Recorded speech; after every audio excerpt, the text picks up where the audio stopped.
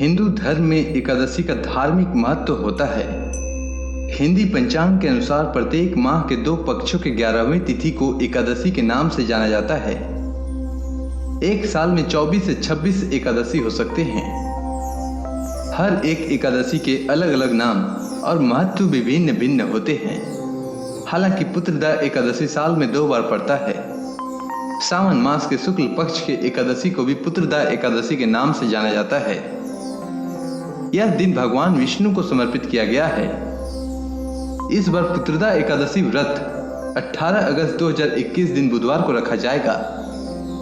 यह व्रत संतान की समस्याओं के निवारण हेतु किया जाता है।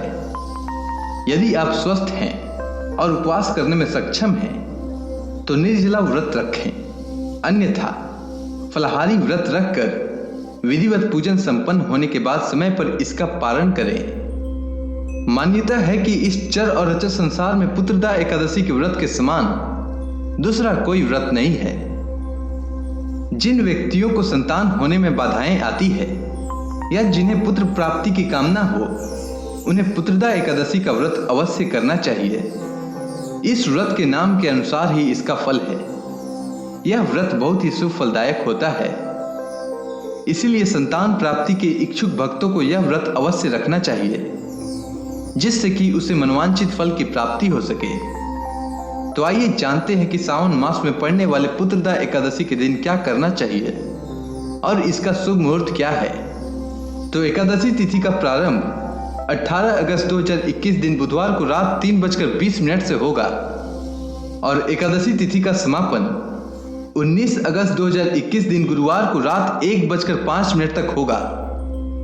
पुत्रदा एकादशी व्रत पारण का समय 19 अगस्त 2021 दिन गुरुवार को सुबह 6:32 से सुबह 8:29 तक रहेगा।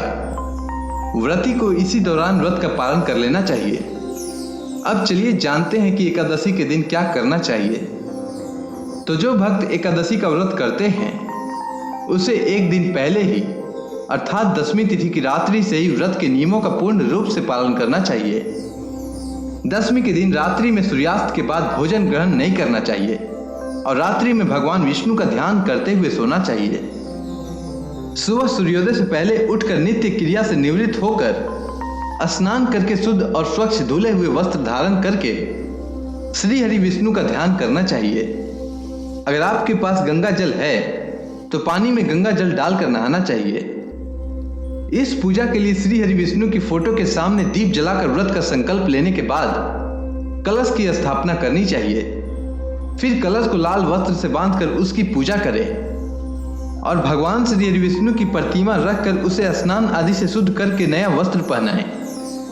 तत्पश्चात धूप दीप आदि से विधिवत भगवान श्री हरि विष्णु की पूजा अर्चना तथा आरती करें और भगवान विष्णु को पीले फल, पीले पुष्प, पंचामृत और तुलसी आदि अर्पित करना चाहिए तथा नैवेद्य और फलों का भोग लगाकर प्रसाद वितरण करें। और इस दिन श्री हरि विष्णु को अपने सामर्थ्य के अनुसार फल फूल, नारियल, पान, सुपारी, लौंग, बेर और आंवला आदि अर्पित किए जाते हैं। और एकादशी की रात में भगवान का भजन कीर्तन करना चाहिए।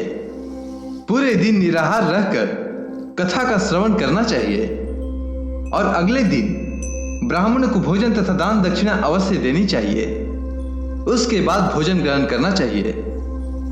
इस दिन दीप दान करने का बहुत महत्व है।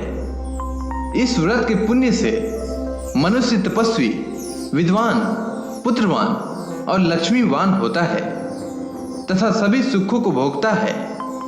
अगर आपको पुत्रदा एकादशी से जुड़ी जानकारी अच्छी लगी हो तो कमेंट सेक्शन में ओम नमो भगवते वासुदेवाय नमः लिखना ना भूलें।